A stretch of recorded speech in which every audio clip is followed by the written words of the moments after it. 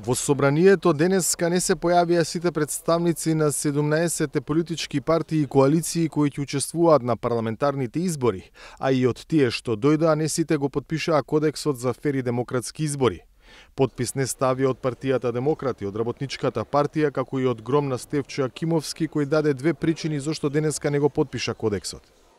Првата причина е начинот на финансирање на парламентарните избори, во кои што огромни суми се издвојуваат само за 4 коалиции или 4 политички партии. Втората причина зашто не го потпишав е тоа што носители на листи учествуваат во претседателската кампања. Но и меѓу другите представници кои се потпишаа на кодексот има сомнежи за тоа дали предстојните избори ќе бидат фер и демократски.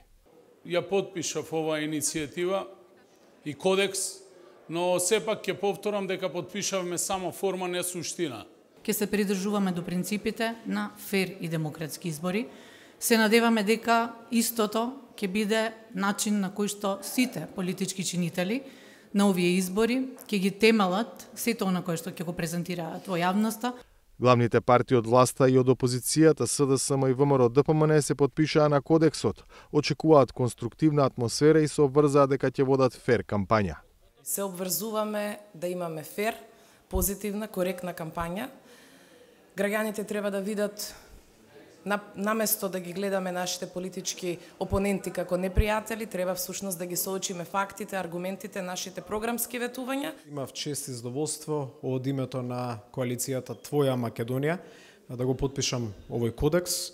Кодекс кој што значи почитување на стандарди и правила кои што се надзаконските, оние поврзани со моралот и со етиката.